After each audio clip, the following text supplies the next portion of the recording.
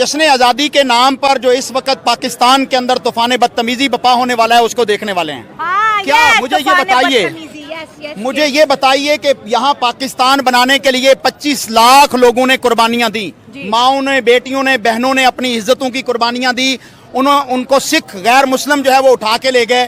क्या इसलिए था कि मोटरसाइकिल की सलेंसर से जो है वो बगल निकाल लिया जाएगा और पापा होगी, या इसलिए था कि वो बाजा लेकर जो है वो तूफान बदतमीजी बपा की जाएगी, या इसलिए था कि शराब नोशी की जाएगी, हल्ला गुल्ला किया जाएगा? जब पाकिस्तान में कानून की सुपरमेसी नहीं होगी तो फिर दुनिया हमारी तरफ क्या देखेगी? हम बेकारी थे, बेकारी बने खड़े हैं। हालांकि हम बेकारी नहीं थे, हमारे आबाओ अजदाद दुनिया को देने वाले थे, लेकिन हमारे ऊपर बेकारियों को मुसल्लत किया गया। IMF को एक एजेंडे के तहत हमारे ऊपर मुसल्लत किया गया, क्योंकि हम दुनिया की इस्लामी पहली जो है वो न्यूक्लियर एटम ममलिकत हैं। हमारे पास जो है वो एटमी टेक्नोलॉजी है। कहता हूँ अल्लामा इकबाल ने ख्वाब ठीक देखा था, कायदे आज़म ने जद्दोजहद ठीक की थी, लेकिन उसके बाद हमारे ऊपर अंग्रेजों के कुत्ते नहलाने वाले हमारे ऊपर मुसल्लत कर दिए गए। अगर दुनिया हमारे ऊपर बैन करती है तो वो हक बजानिब है। मुझे बताइए इस वक्त जो है वो बलूचिस्तान जल रहा है कि नहीं जल रहा?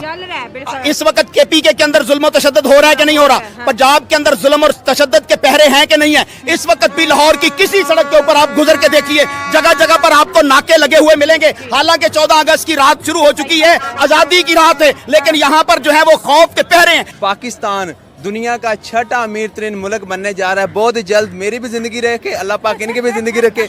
आपको इस बात का इल्म नहीं है, पाकिस्तान दुनिया की छठी पावर बनने जा रहा है। आगे बाकी गुर्बत पे शेख चिल्ली का ख्वाब देखने में कोई हर्ज नहीं है।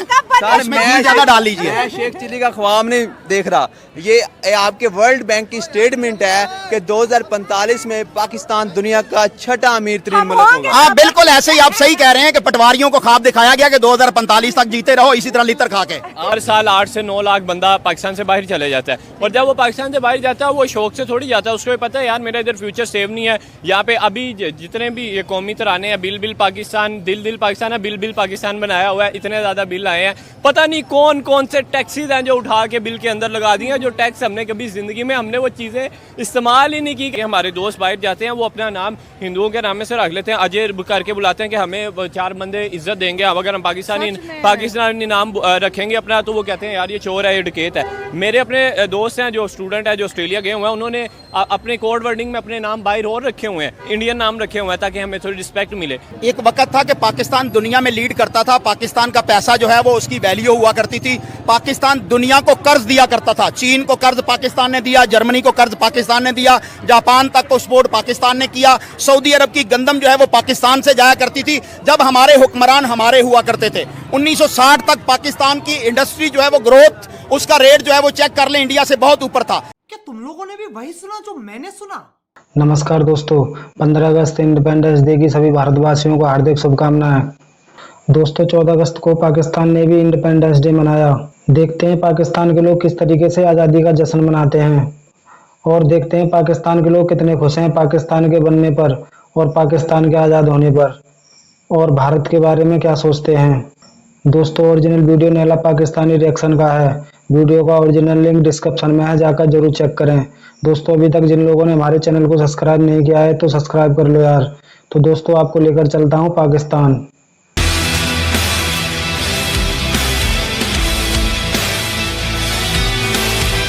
ये जो 78वां जश्न आज़ादी है इसको आप खुशी से मना रहे हैं, और क्या आप वाकई हकीकी आज़ाद है इस मुल्क में? पाकिस्तान तो बन गया लेकिन बदकिस्मती से अपने मकासद को हासिल ना कर सका। आज 78 साल होने के बावजूद भी पाकिस्तान उन्हीं अबतर हालात का शिकार है जो 1947 में भी शायद इससे बहुत बेहतर होंगे जब यह पाकिस्तान बना था। आज महंगाई भी है, गुर्बत भी है, लोग खुदकुशियाँ भी कर रहे हैं, यहाँ पर जो है वो कानून और इंसाफ नाम की भी कोई चीज़ नहीं है। तो पाकिस्तान जिसके लिए बनाया गया था वो था ला इलाहा इल्लल्लाह मुहम्मद रसूलुल्लाह। आज हमने वो मकसद बिल्कुल अचीव नहीं किया और हमारे ऊपर ऐसे लोग हमारे ऊपर मुसल्लत कर दिए गए जिनको पाकिस्तानी कौम ना पसंद करती थी ना उन्हें सेलेक्ट करती थी। अरे झूठ बोल रहा है, ये झूठ बोल रहा है। हम जश्न आज़ादी के नाम पर जो इस वक्त पाकिस्तान के अंदर तूफान बदतमीजी बपा होने वाला है उसको देखने वाले हैं। क्या मुझे ये बताइए कि यहाँ पाकिस्तान बनाने के लिए 25 लाख लोगों ने कुर्बानियां दी, माओं ने, बेटियों ने, बहनों ने अपनी इज्जतों की कुर्बानियां दी। उनको सिख गैर मुस्लिम जो है वो उठा के ले गए।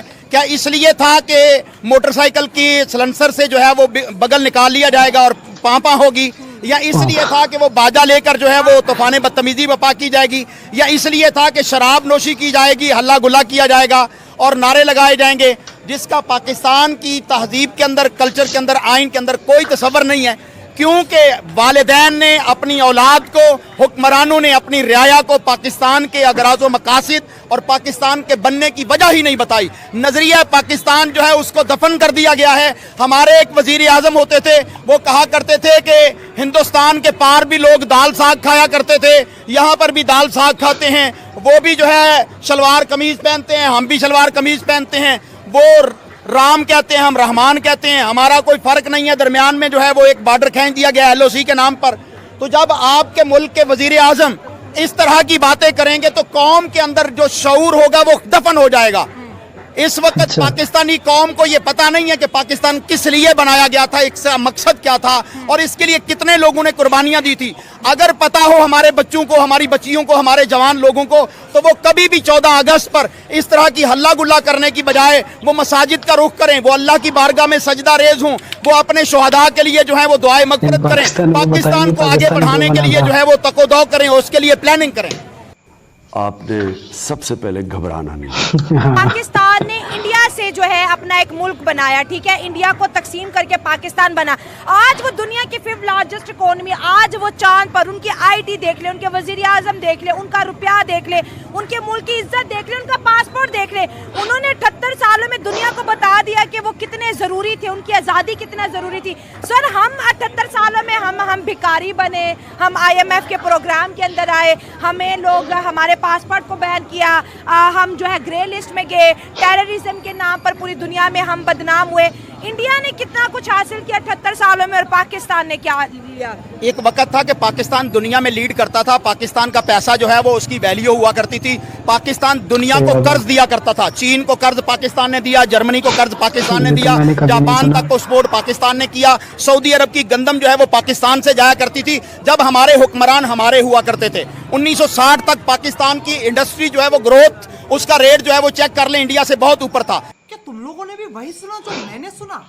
लेकिन मैं एक सवाल आपके तवज्जुह से पूछना चाहता हूं, नाज़रीन किराम से, क्या इंडिया जो हमसे कई गुना बड़ा है, क्या कहीं आज तक 78 सालों में उसके किसी इदारे ने कू किया है, उसके इदारे ने जो है वो कानून शिकनी की है? कभी किसी ताकतवर इदारे को भी हिम्मत नहीं होती कि वो वहाँ के मुंतखब वजीर आजम को रुखसत करके वहाँ पर अपनी हुकूमत चलाए। और पाकिस्तान के अंदर आए 10 साल 15 साल के बाद जो है पाकिस्तान के मुख्तदर हलकों के अंदर ऐसी हलचल पैदा होती है कि वो हुक्मरान बन जाते हैं जिनकी डोमेन कुछ और होती है, और वो अपनी डोमेन से निकलकर पाकिस्तान की इलेक्टेड हुकूमतों को चलता करते हैं और फिर वो नया मंजन बेचते हैं। जब पाकिस्तान में कानून की सुपरमेसी नहीं होगी तो फिर दुनिया हमारी तरफ क्या देखेगी? हम बेकारी थे, बेकारी बने खड़े हैं। हालांकि हम बेकारी नहीं थे, हमारे आबाओ अजदाद दुनिया को देने वाले थे, लेकिन हमारे ऊपर बेकारियों को मुसल्लत किया गया। IMF को एक एजेंडे के तहत हमारे ऊपर मुसल्लत किया गया, क्योंकि हम दुनिया की इस्लामी पहली जो है वो न्यूक्लियर एटम ममलिकत हैं, हमारे पास जो है वो एटमी टेक्नोलॉजी है। इस वजह से दुश्मन को ये खटकता था कि पाकिस्तान का जो न्यूक्लियर प्रोग्राम है ये कहीं हमारे खिलाफ ना इस्तेमाल हो जाए। हमारे ऊपर हुक्मरान ऐसे मुसल्लत किए गए जिन्होंने हमसे कर्ज, हमारे बाहर से कर्जे लिए। मुझे बताइए, आज जो कई 100 अरब रुपए का कर्जा जो पाकिस्तान के ऊपर है बगैर सूद के, क्या वो आपने लिया या मैंने लिया? क्या हमारे खानदान ने कोई कर्जा लिया सूद का? हमने नहीं लिया। हमारे हुक्मरानों ने, जो गरीब खानदान के हुआ करते थे, कभी वो भट्टियों का काम करते थे, भट्टियों में लोहा पिघलाते थे, आज उनकी लंदन के अंदर प्रॉपर्टियां, दुनिया के अंदर उनकी जो है वो अयाशियां होती हैं।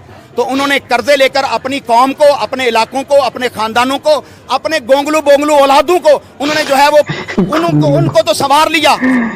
50 बार बोल रहे हैं, पढ़ने में छात्रों को राजनीति से दूर रहना चाहिए। मैं कहता हूँ अल्लामा इकबाल ने ख्वाब ठीक देखा था, कायदे आज़म ने जद्दोजहद ठीक की थी, लेकिन उसके बाद हमारे ऊपर अंग्रेजों के कुत्ते नहलाने वाले हमारे ऊपर मुसल्लत कर दिए गए। अगर दुनिया हमारे ऊपर बैन करती है तो वो हक बजानिब है। मुझे बताइए, इस वक्त जो है वो बलूचिस्तान जल रहा है कि नहीं जल रहा? इस वक्त KPK के अंदर जुल्म और तशद्दुद हो रहा है कि नहीं हो रहा? पंजाब के अंदर जुल्म और तशद्दुद के पहरे हैं कि नहीं है? इस वक्त भी लाहौर की किसी सड़क के ऊपर आप गुजर के देखिए, जगह जगह पर आपको नाके लगे हुए मिलेंगे। हालांकि 14 अगस्त की रात शुरू हो चुकी है, आजादी की रात है, लेकिन यहाँ पर जो है वो खौफ के पहरे हैं, क्योंकि कौम जो है हुक्मरानों को नहीं मान रही और हुक्मरान जो है वो आवाम की सुनने के लिए तैयार नहीं है। तो जब ऐसी सूरत हाल होगी तो फिर दुनिया जो है वहां पर पाबंदियां ही लगाएगी ना, आपके ऊपर नारे ही कसेगी, क्योंकि उन्होंने कहा था कि ये ऐसे लोग हैं जो अपनी मां को भी बेच देते हैं। तो जब डॉलर के एवज ये मां को बेचने के लिए तैयार हो जाएं तो हम पाकिस्तानी कौम है, हमें क्यों ना बेचा जाएगा। आज तक बेचा जा रहा है। पाकिस्तानी कौम को शऊर दिया एक शख्स ने जो अडयाला जेल के अंदर बंद बैठा है, बेगुनाह बैठा है, उसने शऊर दिया है। आज पाकिस्तानी कौम उसके साथ खड़ी है। इसीलिए इस वक्त जो है शहर के मुख्तलिफ चौकों चौराहों में नाके लगे हुए हैं कि इमरान खान की आवाज पे बाहर कोई ना निकले। आपने सबसे पहले घबराना नहीं है। लेकिन ये कहां होगा जहां लड़ाई होगा, झगड़ा होगा, रोटी नहीं होगी, जहां पर महंगाई के डेरे होंगे, जहां वालिदैन खुदकुशियां कर रहे होंगे, घरों के अंदर लड़ाइयां होंगी, तो बच्चे यही बाजे पकड़ के पापा ही करेंगे ना, ताकि उनको अपने वालिदैन की लड़ाइयों की आवाज उनके कानों तक न पहुंचे। इस वक्त पाकिस्तानी कौम डिप्रेशन के अंदर सवार है। गुजरांवाला के अंदर जो है वो मां ने नाले के अंदर कूद कर खुदकुशी करके अपनी जान जो है वो जाया कर दी, क्योंकि उसके बच्चों को जो है वो बिजली के पंखों की हवा मिल जाए। फैसलाबाद के अंदर 3 बेटियों को बाप ने इसलिए जिबा कर दिया कि वो उन्हें रोटी नहीं खिला सकता था। अभी कोट राधा किशन के अंदर, कसूर के अंदर जो है रेलवे स्टेशन पे एक बाप ने अपने 8 साल बच्चे को अपने कूले से उठा के नीचे उतार के ट्रेन के आगे सर देकर उसने अपनी जो है वो गर्दन कटवा ली, क्योंकि उसके घर में 10,000 रुपए का बिल आया था, वो 10,000 का बिल भरने के काबिल नहीं था। हुक्मरानों के कुत्ते भी अयाशी करें और गरीब आवाम के पास खाने के लिए 2 वक्त की रोटी ना हो, बिजली का बिल देने के लिए ना हो, तो फिर मुल्क के अंदर इसी तरह का शोर ही होगा ना, मुल्क किधर जाएगा। इस वक्त हुक्मरानों को होश के नाखुन लेना चाहिए। इससे पहले कि फ्रांस का इनकलाब जो आया था, उन लोगों ने वक्त के हुक्मरानों के जिस्मों से उनकी चमड़ियां उतार ली थी, जजों की चमड़ियां उतार ली थी। आज हमारे जजेस भी बिके हुए हैं, हमारे इदारे भी बिके हुए हैं, हमारे हुक्मरान भी हमारे नहीं हैं। तो उस वक्त से इनको डरना चाहिए कि कौम की आंखों में खून उतरा हुआ है। जब ये मिसाल मशहूर है कि जब बंदरिया के पांव जले थे, उसने अपने बच्चे ही जो है वो पांव के नीचे दे लिए थे। इस वक्त हुक्मरानों को देखना चाहिए कि पाकिस्तानी कौम के लिए खाने की रोटी नहीं है, उनके पास बिजली के बिल और गैस के जो है वो बिल अदा करने के पैसे नहीं है। तो आप किन अल्लह तल्लू में पड़े हुए। हमारे ऊपर IMF को मुसल्लत किया हुआ है, हमारी कोई रिश्तेदार IMF से नहीं है, हमने कोई कर्जा नहीं लिया। तुमने इस मुल्क के एयरपोर्ट जो है वो गिरवी रख दिए, तुमने इस मुल्क की मोटरवेज जो है वो गिरवी रख दी, इस मुल्क के तमाम असासे जो है वो गिरवी है, पाकिस्तानी नहीं है। कौम उठे और 14 अगस्त का जश्न मनाने की बजाय निकल के हुक्मरानों का मुहासबा करें। क्लैपिंग होनी चाहिए। जबरदस्त sir, thank you sir, thank you, जबरदस्त। क्या बात है सर, क्या बात है सर, क्या बात है क्या भाई। बात, ये बात है। ये कहूँगा इंशाल्लाह पाकिस्तान दुनिया का 6ठा अमीर तरीन मुल्क बनने जा रहा है बहुत जल्द। मेरी भी जिंदगी रखे, अल्लाह पाक इनकी भी जिंदगी रखे। आपको इस बात का इल्म नहीं है, पाकिस्तान दुनिया की 6ठी पावर बनने जा रहा है। आगे बाकी गुर्बत पे शेख चिल्ली का ख्वाब देखने में कोई शेख चिल्ली का ख्वाब देखने में कोई हर्ज नहीं है। सर उसमें 3 जगह डाल लीजिए। मैं शेख चिल्ली का ख्वाब नहीं देख रहा। ये आपके वर्ल्ड बैंक की स्टेटमेंट है कि 2045 में पाकिस्तान दुनिया का 6ठा अमीर तरीन मुल्क होगा। हाँ बिल्कुल ऐसे ही आप सही कह रहे हैं कि पटवारियों को ख्वाब दिखाया गया कि 2045 तक जीते रहो इसी तरह लितर खा के। हम ना पटवारी हैं तो ना ही यूथ हैं, हम मुहिब्बे वतन हैं, हम वतन के साथ खड़े हैं।